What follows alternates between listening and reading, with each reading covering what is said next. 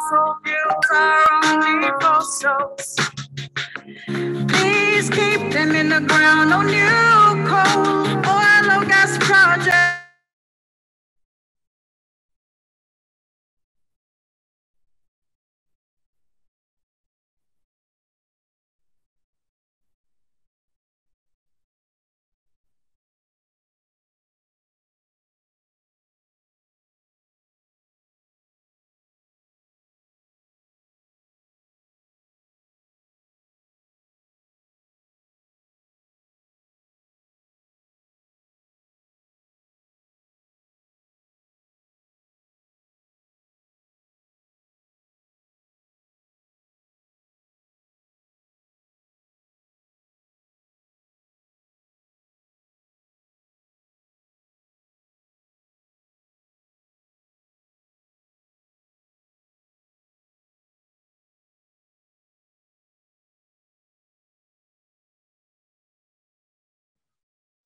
Hi, so just to the host, Pelenise is waiting to be admitted in to our technical team. Okay. Sorry about that. We had some technical issues as well with the song. So we are hoping that we'll play the song again towards the end. But good evening. Good morning. I know it's good morning in the Pacific, and it's evening here in Glasgow. And it's a pleasure to be your host for this morning's webinar, where we will be discussing the Pacific Islands traditional knowledge solutions to the climate emergency. So I'd like to welcome all our panelists who are all on the call this morning. Representing Tuvalu Climate Action Network, we have Richard from Vanuatu Climate Action Network, and also a rep for Santo Sunset Environmental Network. We have Allan Taman. From the Solomon Islands Climate Action Network, we have Shabella. From Kiribati Climate Action Network, we have Pelenise. And from Pacific Islands Climate Action Network, we have Belyndar. It's a pleasure to have you all on this webinar in this space, and we'd like to also acknowledge GIZ and ADB and others for allowing us to have this space to share some of the solutions to the climate emergency that are being led by our Climate Action Network nodes and their members on the ground. And we also would like to acknowledge the support from the Climate Justice Relief Fund, Resilience Fund, PIEFs, and EU NSA support for the Pacific Islands Climate Action Network. Now that I believe the session is recorded, and also we're going to move into this discussion. We're going to hear from 5 incredible grassroots leaders who are well connected in their work with frontline communities, and who will share some of the insights and share some of the best practices of how communities are dealing with the climate emergency, and some of the solutions that are informed by their own traditions and cultures, and knowledge, and also wisdom to mitigate climate change, but also to adapt to some of the climate impacts. And so we have a set of questions that we've posed to these community leaders. And first, I'd like to introduce Shabella. And Shabella works with the Solomon Islands Climate Action Network. And I know she also works for Oxfam in Solomon Islands. So Shabella, what are some of the climate change impacts that are happening in your community in Solomon Islands, and what is your community or what is your organization doing to address some of these impacts, showcasing some of the traditional solutions and actions? Vinaka.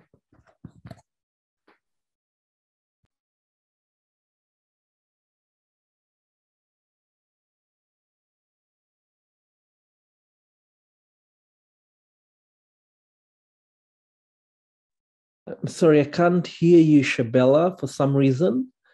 Yeah,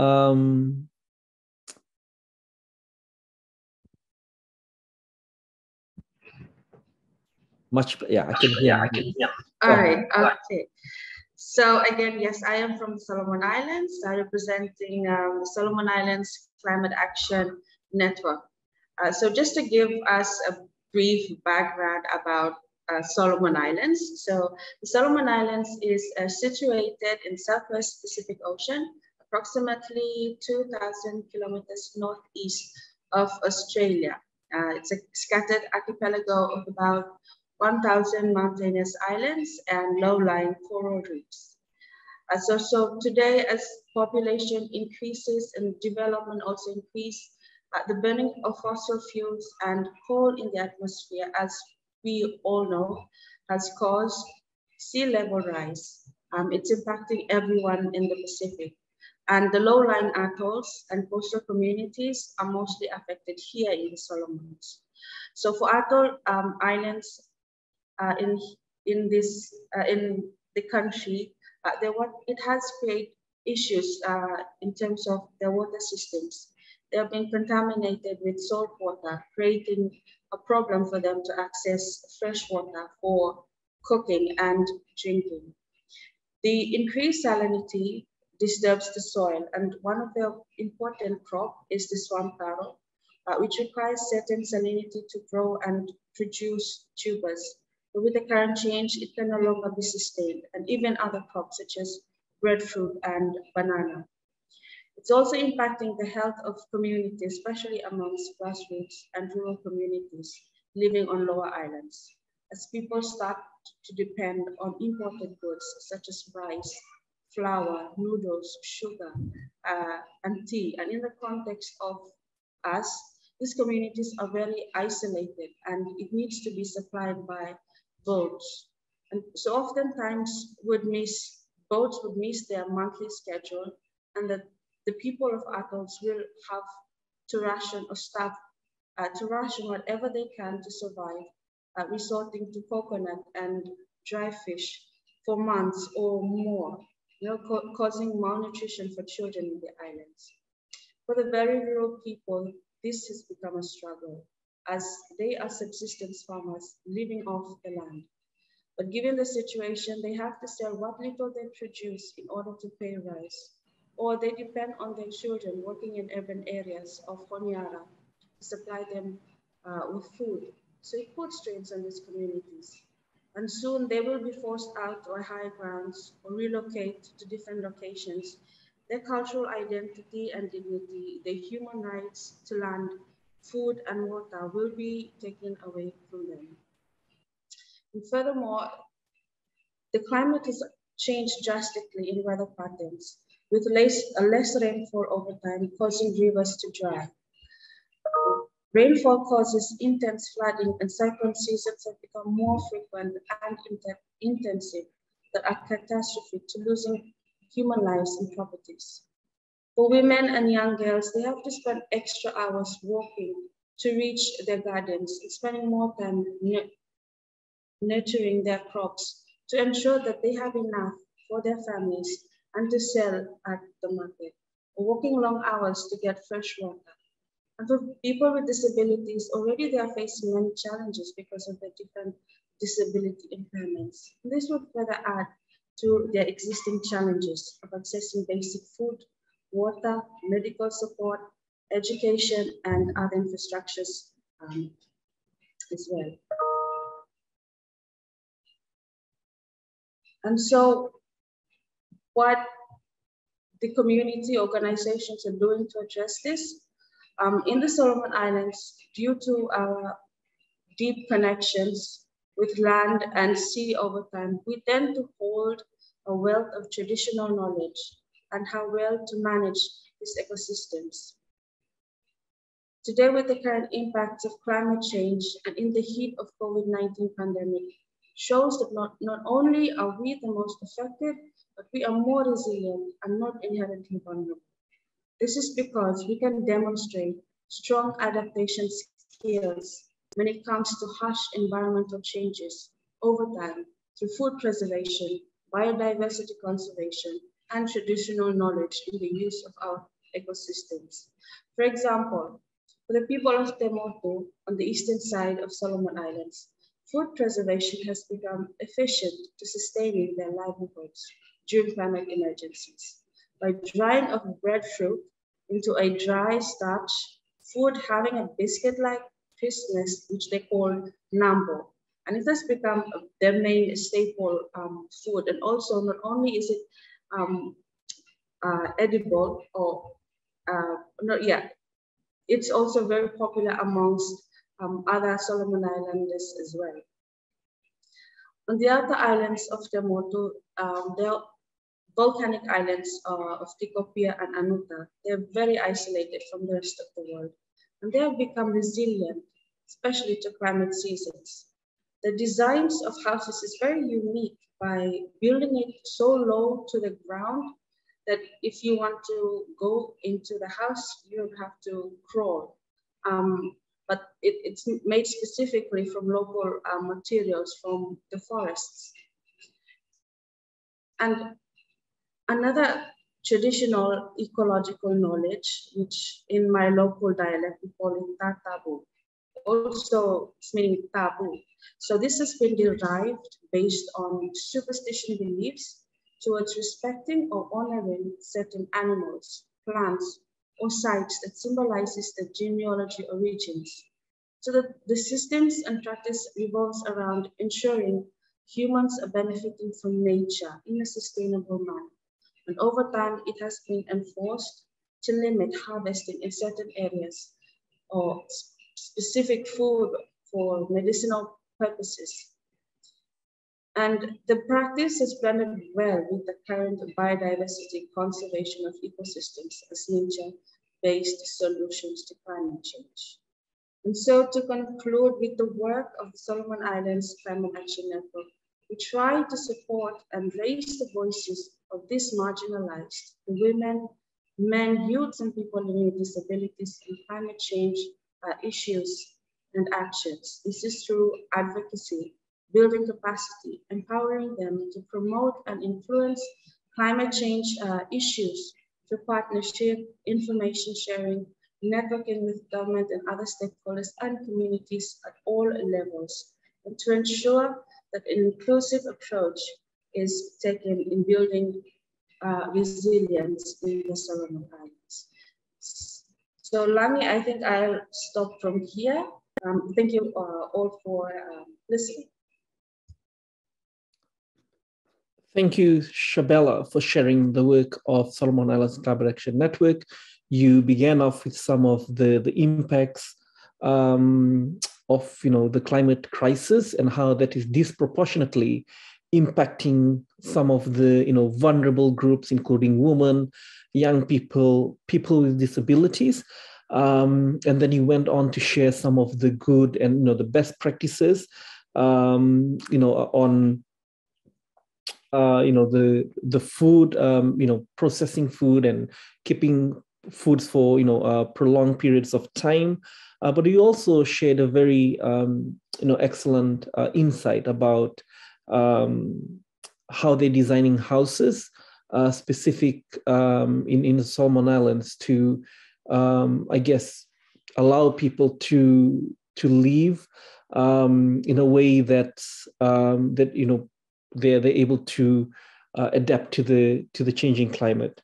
So thank you for that. And now I'm going to move on to our next speaker, and this is Richard Gokurun. He is from the Tuvalu's Climate Action Network. He is the director of Tuvalu Climate Action Network, and he's been, heavily involved in, community mobilizing and advocacy and policy work and policy influencing work in Tuvalu. So, Richard, welcome to the, this webinar session. What can you tell us about, the climate impacts in your community there in Tuvalu, and what are some of the kind of actions that your community or your organization is doing to address this, drawing from, some of the traditional knowledge and indigenous wisdom? Thank you for the opportunity. Thank you, and Alofa to you all who are present at this time. It's a good morning from us here in Tuvalu, and I think it's late night also in other parts where you are in. And thank you also, Shabella, for your nice presentation on that. I can see that most of the impacts are very interconnected with us here in the Pacific. And so, Lagi, just to provide a few background on the Tuvalu location itself. Tuvalu, we all know that it's a Polynesian island nation, which is located here in the Pacific Ocean, just a midway between Hawaii and Australia. Tuvalu consists of 9 island atolls, with 3 reef islands and 6 atoll islands, with populations approximately close to 12,000. And we have a land area of 26 kilometers square. Tuvalu is known in the world as the 4th smallest nation of atoll islands, and we are truly extreme exposed to the unprecedented threats of climate that has been affecting most of the frontliners here in the Pacific.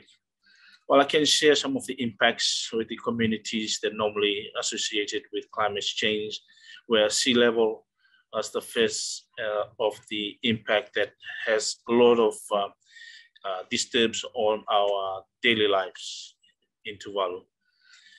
Sea level rise have intruded our waterlands, where the ground water are no longer safe for drinking.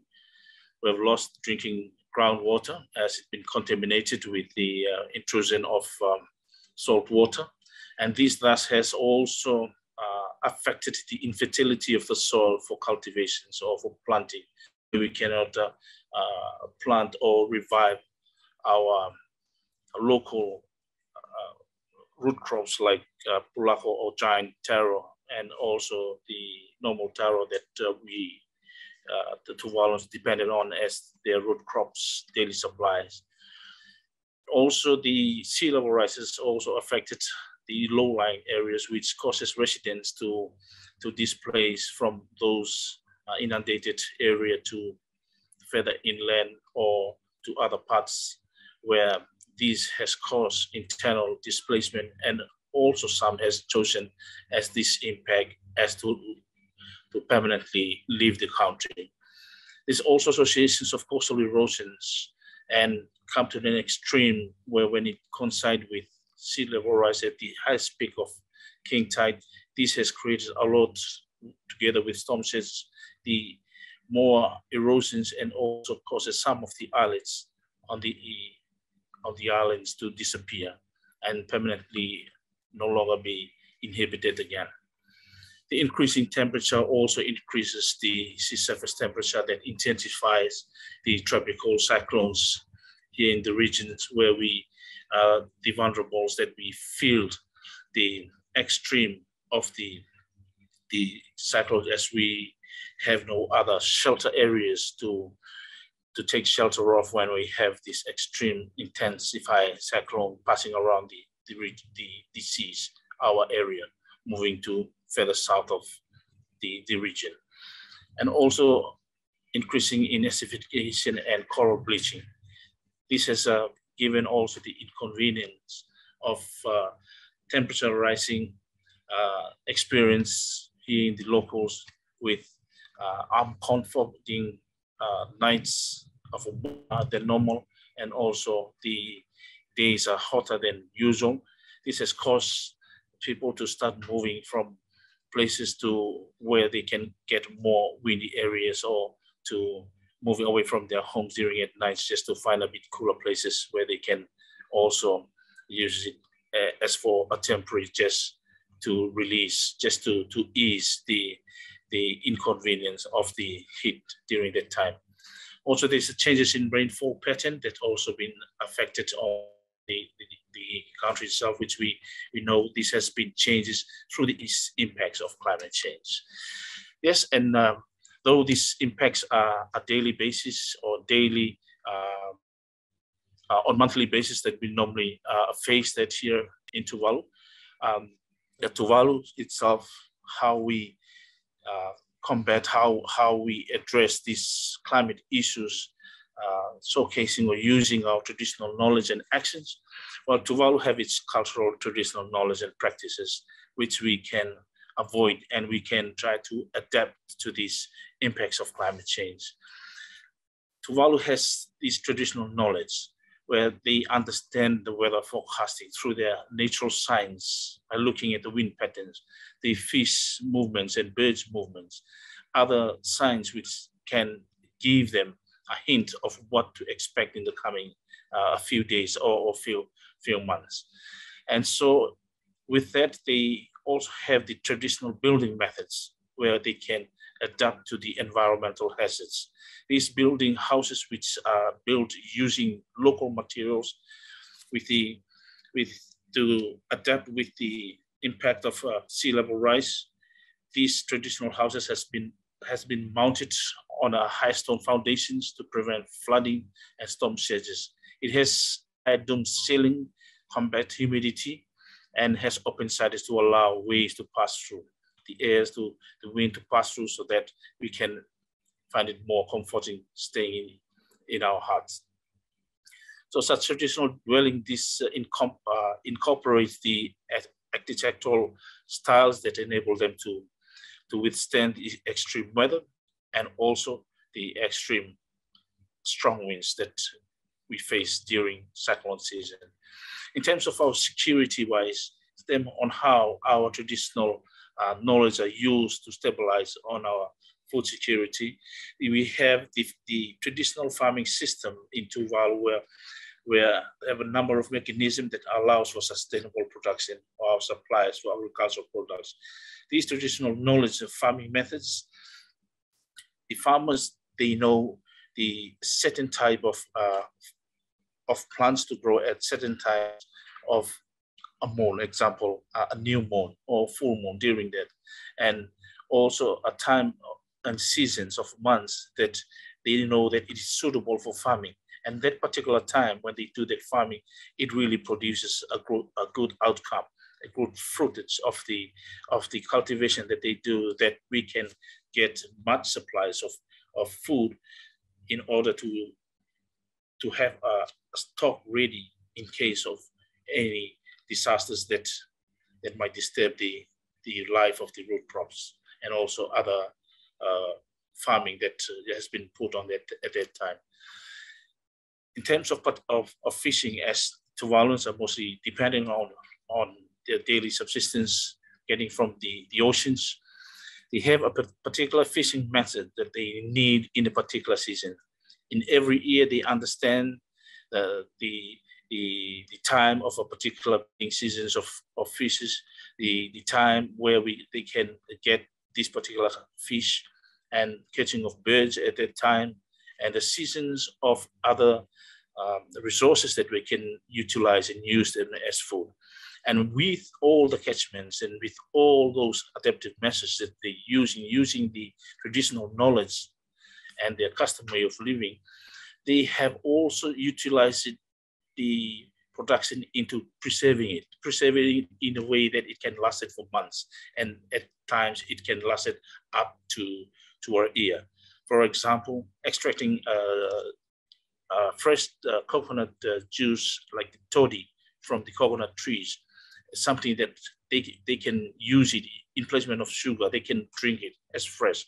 They can also cook that toddy to become a toddy syrup that we can preserve for a long period of time. Salted fish, for example, also. When catchment when fishermen do a lot of catchment, they also salted the fish, they smoke the fish. These are preservation ideas, which they can keep these fish for a longer period of time. And in time when there's bad weather, these fish can also be brought out to be used again. Same applies to the salted birds that the people are using as part of their reserves for the food security. And so these adaptive measures that the knowledge, the traditional knowledge that has been using, also including with the breadfruit that other elders normally use, which they grated the breadfruit and sun it and use it as a breadfruit starch. That is also something that's adding up to secure the food security for that longer period of time. And so these knowledge that we are also trying to advocate and also give these practices to the new generation so that they easily adapt to it during this crisis of war scenarios of climate change, so that they know how to live and survive using the local resources that we have in order that they can come back and they can withstand this impact of climate change. In addition to that, we also have organization of disabilities here. So as we are vulnerable already, and these are the most vulnerable people, we always put in mind that we also prioritize that everyone is inclusive and also no one is left behind. So those are the practices, measures of adaptations that the local communities are using in terms of combating the climate impacts that we are facing in Tuvalu. Langi, I think I'll stop in here, or I might take a lot of time discussing on this.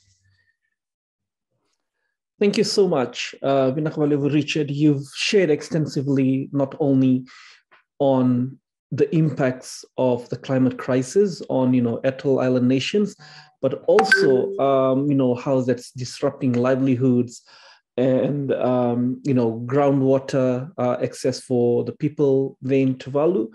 But you've also shared some of the, the good best practices on, how people in Tuvalu are using traditional knowledge and indigenous wisdom to, counteract some of the impacts that they're facing, whether it has to do with food security or whether it has to do with, creating more intergenerational spaces where young people are being taught some of these life skills and are being taught how to be resilient.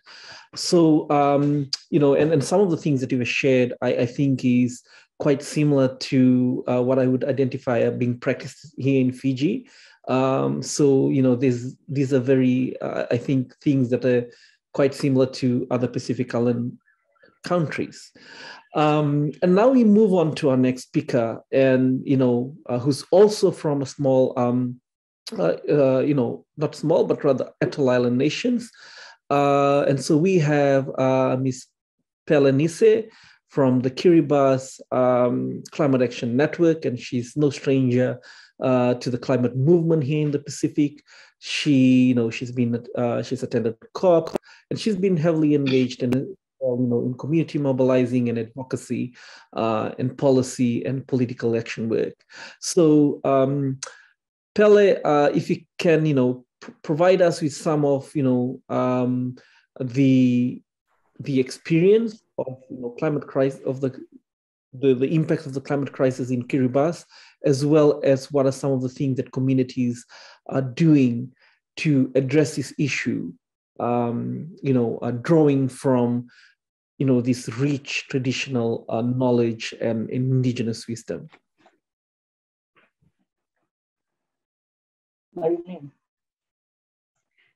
Larry, and good morning, everyone. Larry from Kiribati. Thank you, Tuvalu. And the others that have presented earlier. I am sorry, I just came in online, tried to connect, but I'm here now.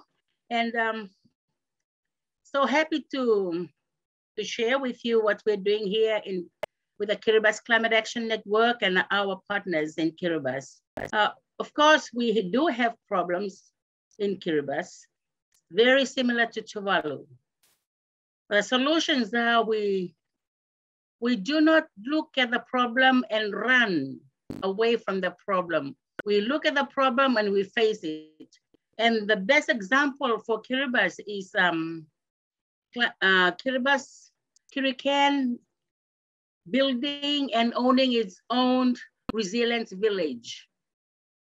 If you come to Kiribati today, we have a resilient village where our office is based, and this place was inundated, and every high tide water comes in. It was a hotel. It was a hotel with many rooms, and people have left it, or the owners have left the place because they couldn't live on it because of the water. So they left. And when the water was high, we came in and asked if we could use the place. So we are here right now. Why do we come here? Remember our slogan that says, our slogan, we are not drowning, we are fighting. So when the water comes in, we came in. We need to stop this water. The good news is that we've stopped the water. Very little water comes in now, and we change it into a habitable place, a place where people can come in and learn. A learning experience from a place that was inundated, a place that people have left behind. No one wants to touch it. They're not making money from it. We've moved in. So what have we been doing? We brought in the food security projects, the health projects, the WASP projects, ecosystems, and we're just renovating the whole place. We have a greenhouse, we have a compost house, we have the farm, and we're developing the land so that people, when they come in, we have a story. And our story is, you don't run from your problem. You face it and be strong and tell everybody and tell the world that we can survive wherever we are. As long as we get the support, two things, we have that. We need a technology, we need funding to survive. We already have our traditional knowledge, we have them, but we need more. We need more for us to move on. So that is what we're doing right now in Kiribati. We have a team that is doing the health, people that come onto campus to the health program. The health program, when we have a youth that are running the health program, and on nutrition, the right food to eat, the right drink to eat, and your lifestyle to change. Because you know, many of our people will die, not from climate change today, but from our lifestyle, the way we look after ourselves. And when the impact of climate change is here on us, we will not be able to mobilize ourselves. We're too weak. So we need to be healthy. First of all, we need to be healthy. We need a place that we need to grow good food. We need to strengthen our, to protect our coast. And so those are the things that we're doing. We have a youth and we have a youth group that is doing ecosystems and marine, teaching them coral planting, seaweed planting, mangrove planting, and just mapping, ecosystem mapping. And they're working as volunteers. And when they get equipped with this knowledge, then we can, teach more youth to do it, to be engaged in it. So, and with the water, health, water and sanitation and hygiene, that's what we're doing. Because that's also a problem. And the health and the food security. We're going out to outer islands with the COVID that is here. One of the main things that we've done is teaching the people how to grow their own food, using the new technology and traditional technology. Well, with planting of food, our people, like what Tuvalu has been sharing, we have our own traditional knowledge of growing our own crops. When you talk, Tarawa does not have food security because this is an urban area. When I said urban, that means there is, people are here to look for jobs, education, and all that, and there is no space for them to really grow traditional crops. So we have to depend on the outer island people to grow traditional crops and to bring them to the mainland so that it can replace rice and flour and sugar. So we're targeting the outer islands with growing traditional crops that can provide food for the mainland. For the mainland, we said, we have a new technology of growing food, and that is, we use what we call, in Tuvalu, they also use it, food cubes. Food cubes. And this is, we're keeping all this for the urban areas because we have no land. And so to use these cubes to plant their vegetables, you cannot really plant traditional crops in them. That's how we feel. So keep them in the urban areas. So plant their vegetables. Their taro and their cassava will come from the outer islands or the pumpkins. So they can have a good diet or balanced diet while they're living here in the urban area, they are healthy. And so we talked about our islands and we said, we are vulnerable. We know our problems. I think we also know how to solve it. But the solutions is with us. How to tackle the problems is really with us. How do you, for example, one of the projects that was given to us to go and for the COVID project is to go to North Tarawa and to go to communities and teaching them how to plant and growing their food because of the COVID. But instead of doing it, we change it and we said, we're going to tackle or focus on the agriculture assistant, the person that looks after agriculture in North Tarawa. What did we provide in North Tarawa? We provide everything that this man needs. We built his nursery with a greenhouse, compost house, the seeds, planting materials, we fenced it, and we told him, now, when you go to the communities, you have something to take to communities. Before that, no one has done it. And so we realized that just going to communities and teaching them is not enough. We need to strengthen the person that is going to work with communities.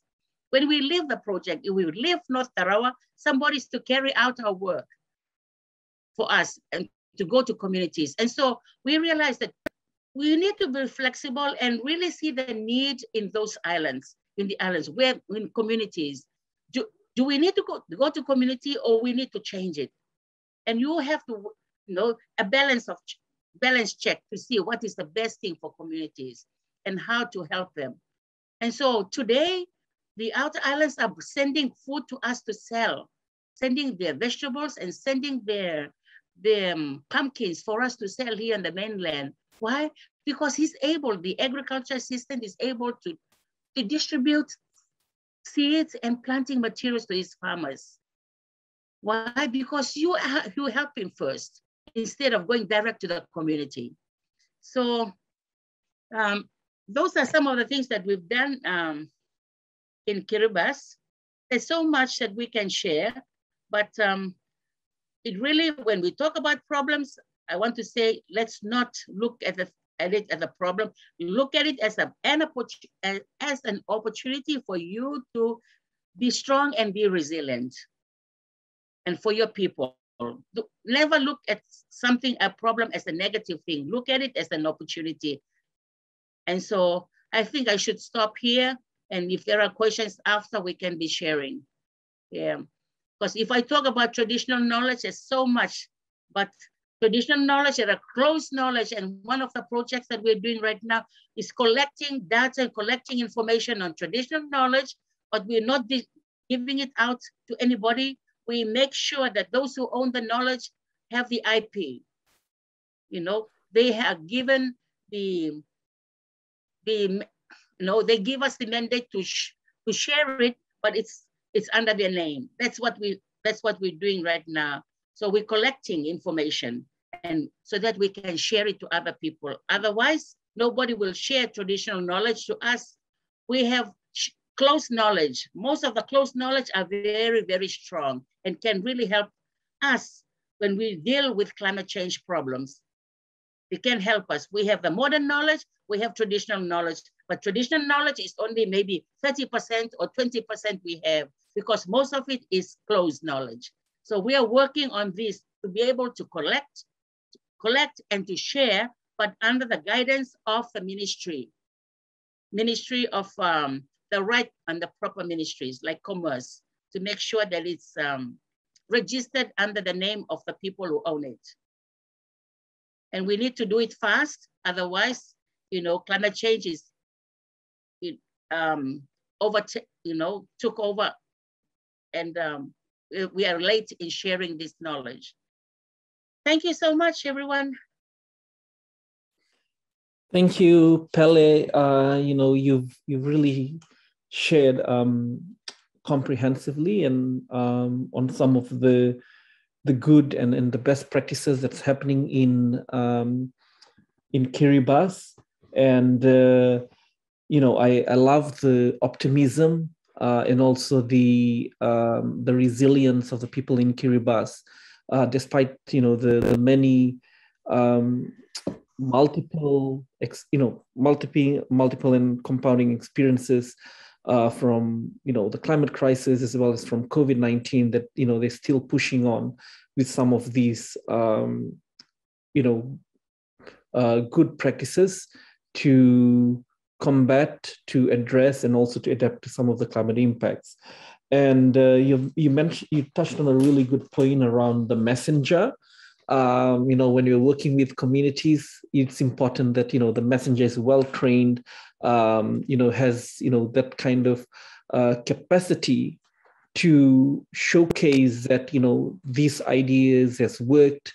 We've used traditional knowledge in a way to build resilience around food security, so that people are able to adopt those best practices and implement them.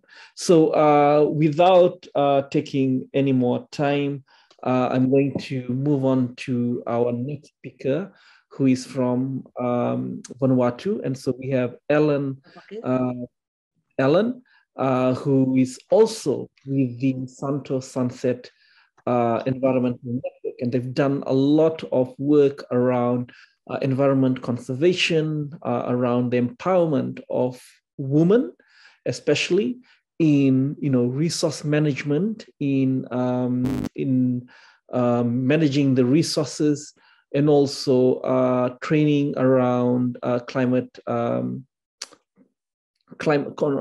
change and human rights, gender and inclusion.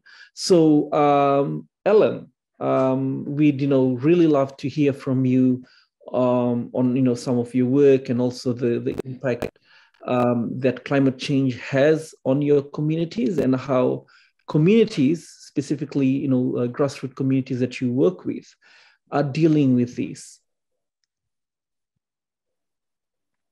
Okay, thank you, Langi. Good morning, everyone. Good evening to the delegates of the UN Climate Conference COP26.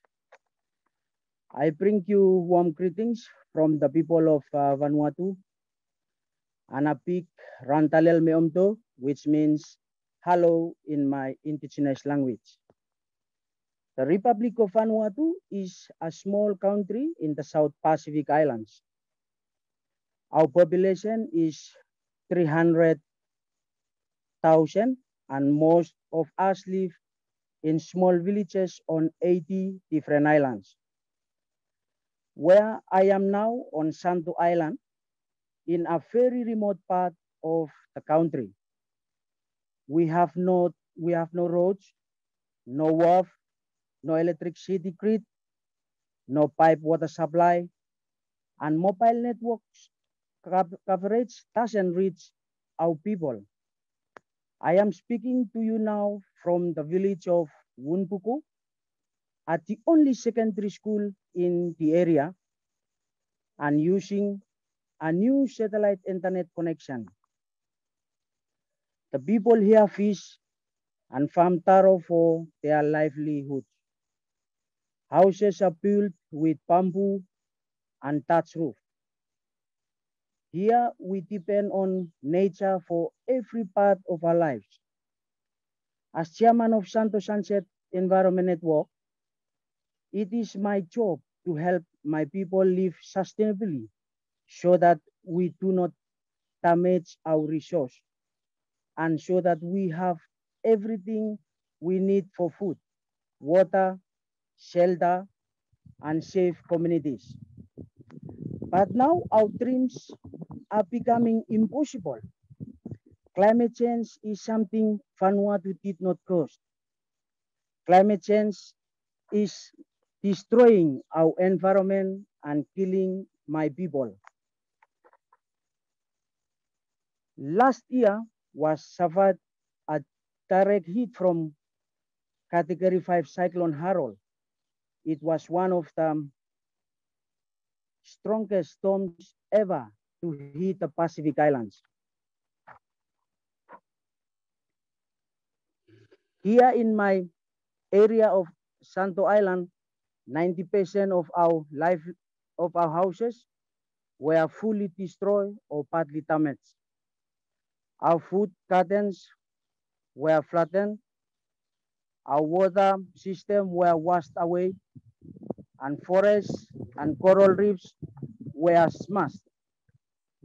Just in our corner of the island, experts calculate that the loss and damage include the ecosystem was over 39 million US dollars. How can we, small island villages, afford to recover that? But it is not just cyclone. Climate change is bringing droughts, ocean acidification, sea level rise, and extreme flooding. We are facing the worst impacts of climate change here in Vanuatu, while countries continue to pollute our planet. They don't care about our loss and damage in Vanuatu, our own future, our future. They just want money. We are angry. We demand justice, climate justice. We demand compensation for the loss and damage they are causing. Today, a year later, we still haven't received government support. We have been left to pay for our own recovery. The cost of climate change is heavy on our own shoulders. We are only able to survive today because of our strong cultural identities and our traditional knowledge. For example, a few days before the cyclone, our elders could read the color of the clouds, have used early warning to start to prepare food and store water. We use bamboo tubes to heat and store enough food to keep us alive. Our ancestors also taught us how to prepare curtains before a storm hits. Cutting off leaves and leaving roots and tempers safely protected in the ground. After the storm left us homeless, our women immediately started weaving new roofs with a coconut frond that had been ripe from the trees. It was lucky our traditional knowledge and construction is intact. The government only provide us with 2 tarpaulin for each house 6 months after the cyclone. The rivers in our area overflowed and become filled with swell. And so we couldn't drink the water, but we have traditional knowledge about Gorkrun spring in the forest, which always have clean and safe water, even when rivers and streams are contaminated. Everything in our home was damaged and shocked through, but we were able to store important things in the caves our ancestors used. And our women are expert weavers, and we've able to weave back mats and bags to replace those that were destroyed. Our farmers know that within 24 hours of a storm, we have to plant fast growing greens, vegetables, so that within weeks, we had to regular supply of food again. If we wait for the outside wall for food aid, we would have strived. So I think our ancestors and confirm that through traditional knowledge, we have been able to survive the climate emergency so far. My organization, the Santo Sunset Environment Network, is now documenting as much traditional knowledge on fishing, agriculture, construction, medicine, and water protection as we can to help us before the next climate hazard hits.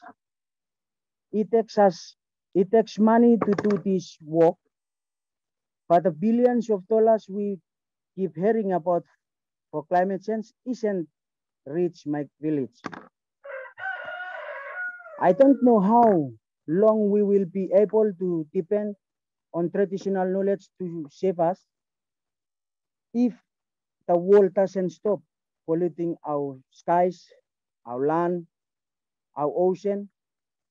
I am afraid that my people will face a future that we cannot survive. I call for world leaders to stop causing us harm. We do not want your aid or speeches. We want you to stop burning fossil fuels right now and stop putting our children, our environment, and our very life at risk. Thank you, Langi. Thank you so much, Allan. And I guess, the audience as well as I have really learned a lot from what you've just shared in terms of the resilience of people in Santo Island.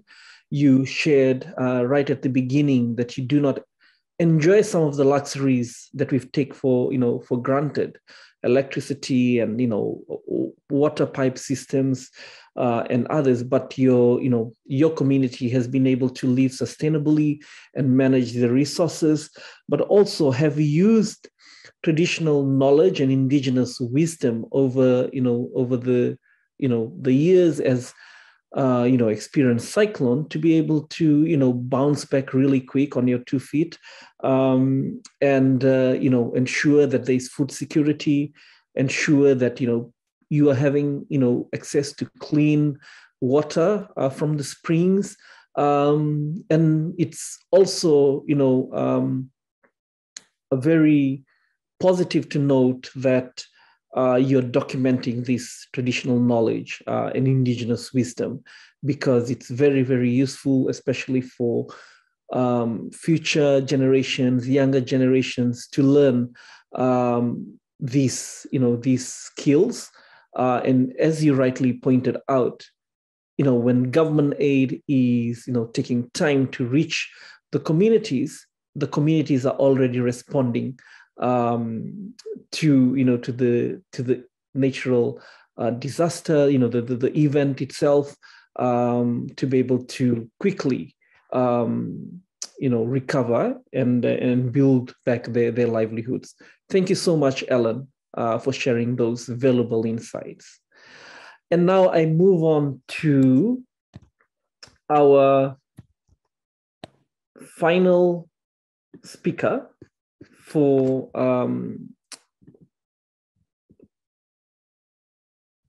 this I was going to say evening, but it's morning for this morning. And it's no other than my good colleague and friend from the Pacific Island Climate Action Network. And she is Belyndar. Belyndar is a law student who's studying in Vanuatu, but is also one of the Pacific Island Climate Action Network's engagement officer. So Belyndar, could you share with us this morning, what are some of the Pacific Island Climate Action Network's position and advocacy for COP26, and what does this mean for local Pacific frontline communities?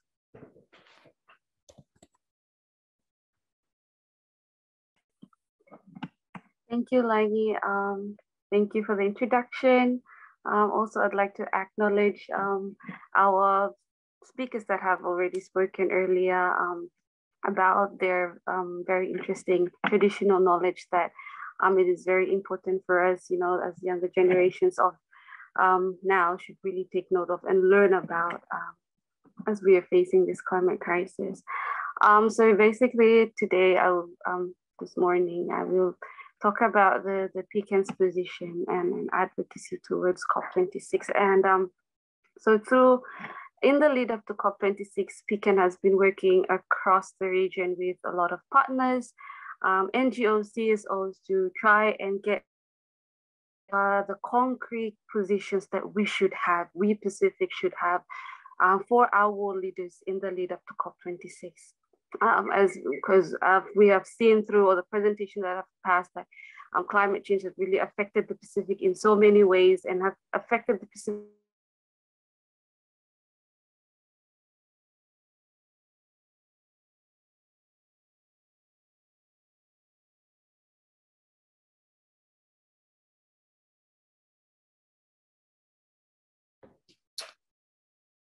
I think we're having a bit of a technical glitch there.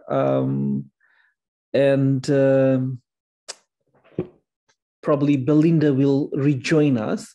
But to our wonderful audience joining in, if you have any questions for any of our panelists or speakers who've spoken before, please pop them into the chat and I'll be happy to ask those questions to our panelists. But for now, back to you. Can you hear me? Yes, I can hear you. Thank you. Please go ahead.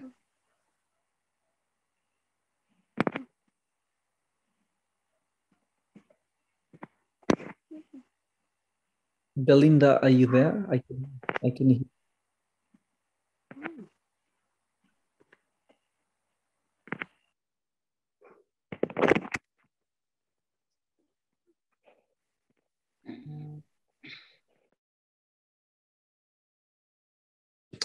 Belyndar,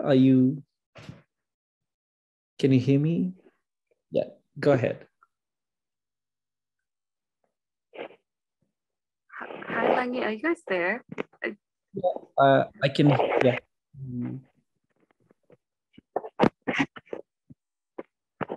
I think I'm having internet connection.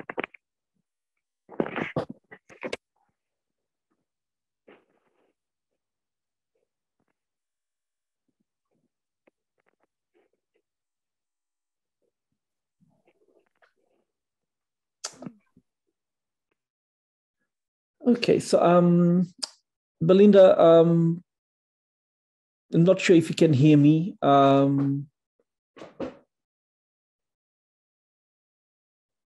Okay, so we've lost her. She's probably going to rejoin us back. So if there are any questions from the floor, from our audience, please feel free to raise your hands or pop your questions into the chat, and you can direct that to any of the panelists for this morning. Do we have any questions? And I'm going to probably ask our technical team to assist me if there's anyone who's going to ask question. Okay, Belyndar, I think she is back. So Belyndar, can you, please go ahead.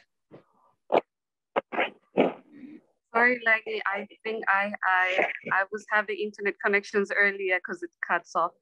But yeah, I'm just gonna turn off my video and use the audio. Yeah, to share about the PICAN specific demands that we had come up with for COP26. One of the first, so from all the consultations that we had, we have come up with top 7 demands that we see is very important for the Pacific for COP26. And one of the first demand was in relation to fossil fuels. And the thing that we see that is that fossil fuels, there should be an immediate need to end all fossil fuel subsidies around the world. And we are calling out on countries such as Australia, China, US, that are actually being at the forefront of funding these fossil fuels to actually step up and with their climate plans, not to have it for 2050, but have it for 2030. So that was one of the top line demands that we have for fossil fuels. And another one, and the second was to show real commitment. We are urging the world leaders, countries like Australia, again, as I've mentioned, to actually show their NDCs that they have to limit their global heating to 1.5 degrees, as the survival of the Blue Pacific is really at grave stake. It's really at the risk, and we are running out of time for us here in the Pacific. Therefore, there is an urgent need to cut all emissions down to 1.5 for the Pacific. And another thing is that to mobilize this promised 100 billion the 100 billion climate finance plan that has been promised, because for the Pacific, climate crisis is something that we deal with every day. It's something that we have seen it, we have experienced the first-hand effects of it. So we need them to show us the money, for them to show us the real commitment to fund all this loss and damage that we are suffering here in the Pacific. Not just here in the Pacific, but also those countries that are in the global south as well. And for loss, and the fourth one is for loss and damage. For us here in the Pacific, loss and damage is irreversible. Yeah, we have seen that it's a matter of life and death. And the thing that we are urging our leaders now is to act by using their political will to do policies or implement policies that are to support the Pacific people in terms of loss and damage. And that's one thing that we PICAN have really pushed forward towards this COP26, is to see that there is loss and damage acknowledged in the negotiations that is currently taking place in Glasgow. And another thing is the deeper injustice that we have seen, the inequalities that comes about when in this climate crisis. We have seen that the vulnerable people are really facing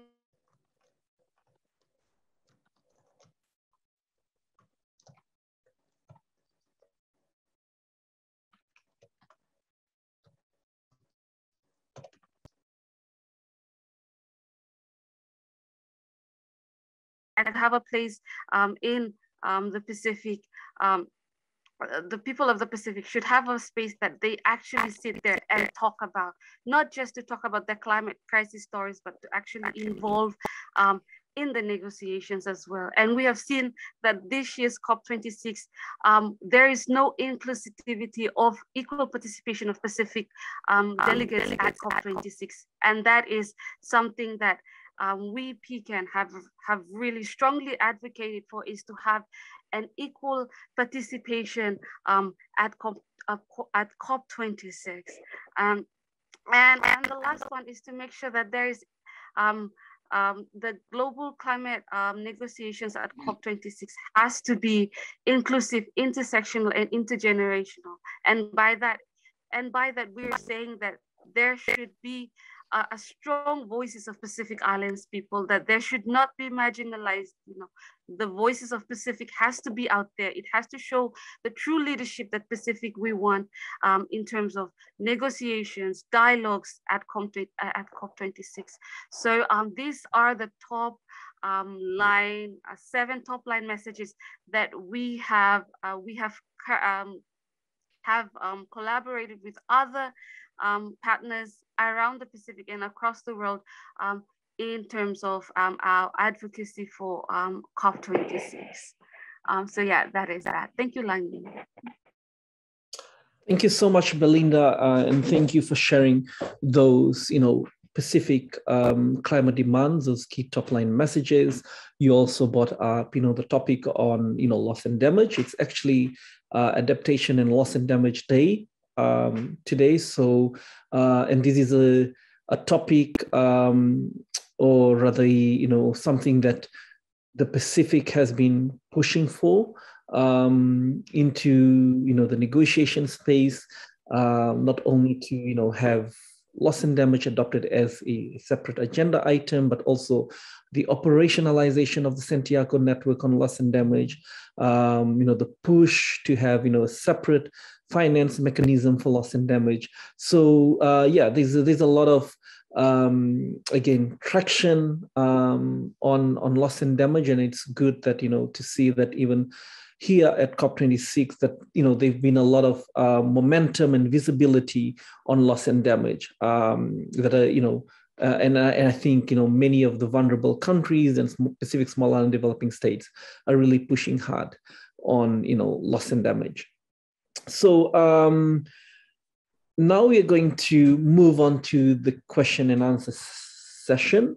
And I already see questions are popping up into the chat box, as well as some useful links and to, resources and information. So the first question that I have is from Carol, who's writing from the Marshall Islands.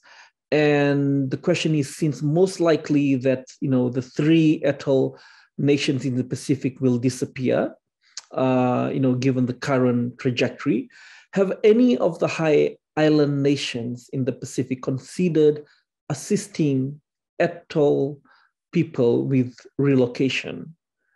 And so perhaps I think the best person to ask and to pose these questions to is Pelenise and also Richard. I'm not sure if Richard is still on the call, who are from atoll island nations, to get their perspective on, any discussion or dialogue that's happening around, relocation. So yeah, over to you, Pelenise, and then maybe Richard can add on if he's, yeah.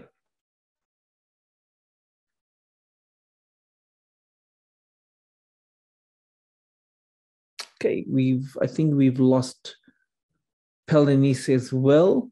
Are there anyone else from the panel who'd like to respond to that?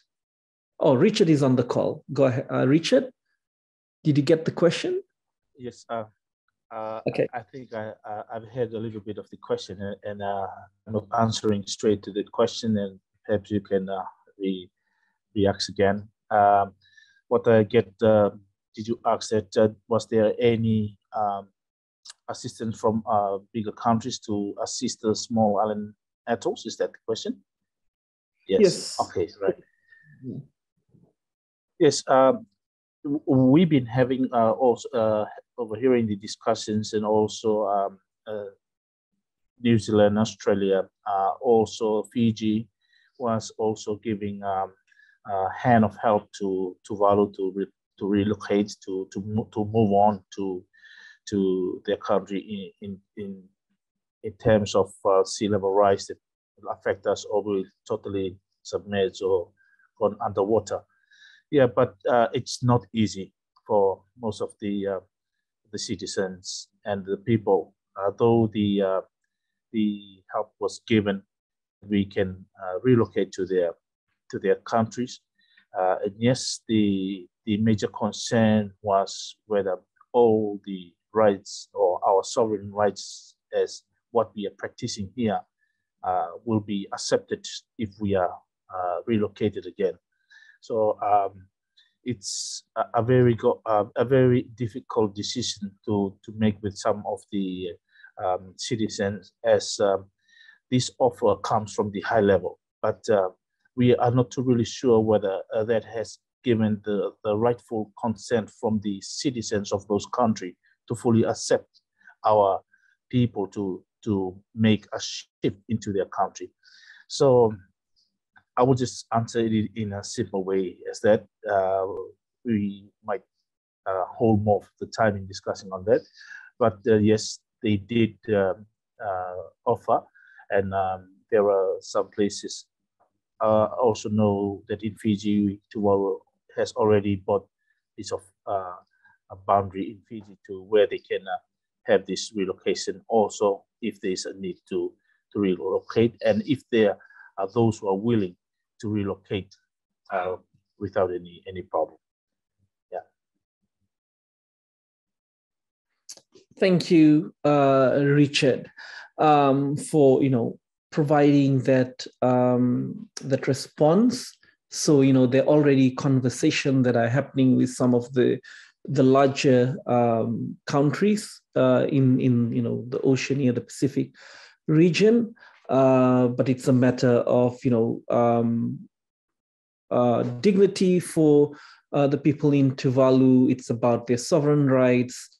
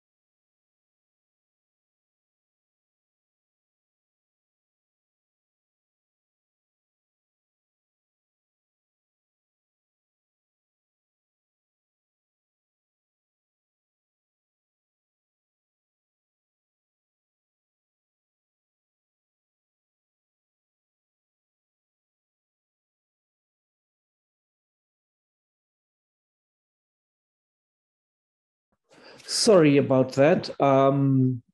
Yeah, I think I'm having a technical glitch as well from here. Yeah, that was I guess the response, a very well response from Richard. Now we have another question, but unfortunately Pelenise is not here to respond to that question from Atina about IP rights for traditional knowledge and what kind of support is needed in order to undertake that work. Are there any other panel members who would like to respond to that particular question?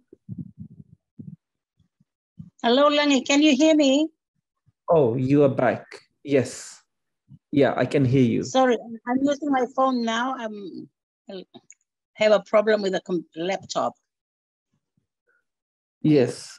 It seems like we're all having technical glitches at the same time. So there's a question here for you, Pelenise. You mentioned that IP rights for traditional knowledge. What kind of support is needed in order to undertake that particular work? For the support that we're giving our people is that we collect the data from them. We work together with the Ministry of Internal Affairs, and we work with them to collect the data. And when it's final, we give it to the Ministry of Commerce, who are processing the IP for traditional owners. I think that's all we have to do. We present it to them, and when that is available for our traditional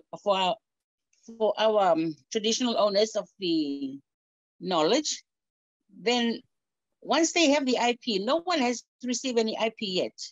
And that's what government is trying to do. You know, the biggest fear we have is that once the traditional knowledge is documented and is out, people won't get anything much from it. And this is a closed knowledge for our people. It's closed because it makes them it's very specific. It makes them very strong. It's their identity. This belongs to the family for generations after generations. Once we document it, it will be gone overnight. Just from us, we will be blamed for it. So we want to protect it for them, that if anybody want to use it, anyone in the world want to come and do a research in Kiribati and use this, they have to pay for it. They have to help these people to, that's one. The other one is if we know that if the traditional owners know that it's going to be documented, it's going to be registered under their name, then they'll be willing to give. Today, many people die without giving this knowledge out because of this. It's only for their families. And so, but we want it. It's not only for their families. We all want it to be resilient. So if we want it, we need to pay for it. And that's what we're doing at the moment. Almost every project that comes to Kiribati, it's not just us, every project, anyone that wants to take the traditional knowledge from the people is documented and it's kept, and it needs to go through a process where you get the IP for the people.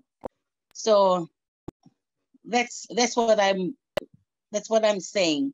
We think we know everything, but traditional knowledge is really very strong, and it's there. It's different from the modern knowledge where it's all documented. You can get it overnight on the internet. Traditional knowledge, you can't get it. But it's very, very, very strong. And I think all the Pacific Islands know their own traditional knowledge is strong, but we do not know how to get it. And so this is, for us to be resilient, we have to be smart. We have to respect the people who own the knowledge and to help them. And the only way to help them is go through the IP process. Yeah, that's from here in Kiribati. Yeah. Vinaka, thank you so much, Pelenise, for responding to that. And you know, I think this is one of a unique, I guess, thing that or a new thing I've learned from this particular session about, you know, safeguarding traditional knowledge and indigenous wisdom through this process of getting an IP. Very useful. So we have two more questions, and I know we're quickly approaching our the end of our webinar. And so I'll try to quickly respond to one of these. So the one from Francisca from Samoa. What small actions are these small island nations taking to fight against climate crisis? I know that many of these panel speakers have spoken and shared some of the kind of practices and good work that they're doing at the community level, at the national level to address climate change.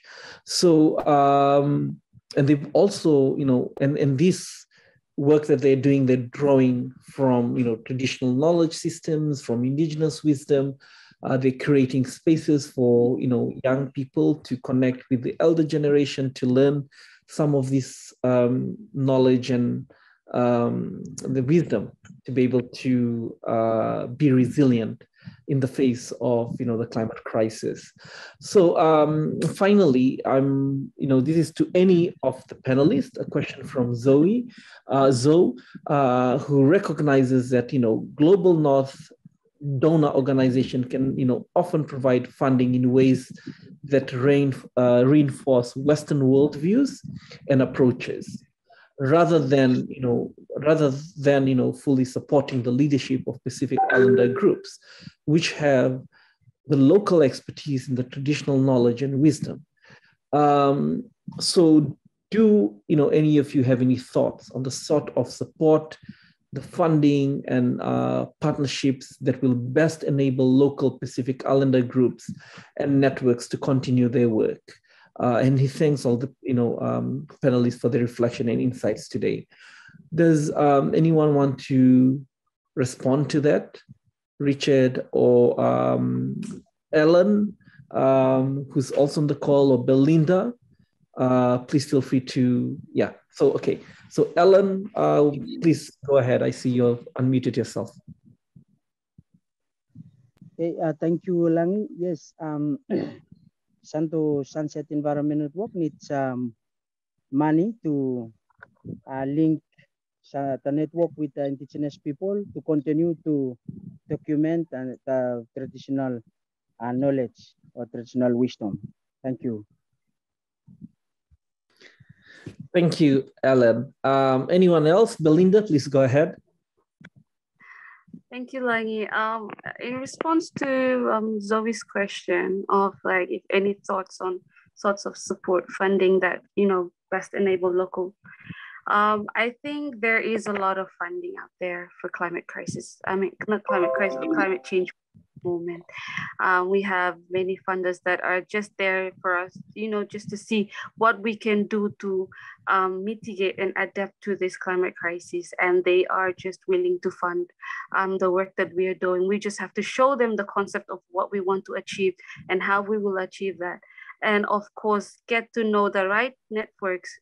For example, PICAN, we have collaborations with other networks outside that we could also help to reach out, that could also support other networks within the region, within communities for fundings to amplify the work that they're doing.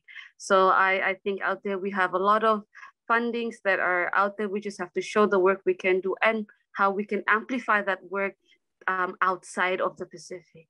And of course, we can get funding for that one. So that's my thoughts on that, Langi. Thank you. Thank you so much, Belyndar. And with that, I'll wrap up this discussion.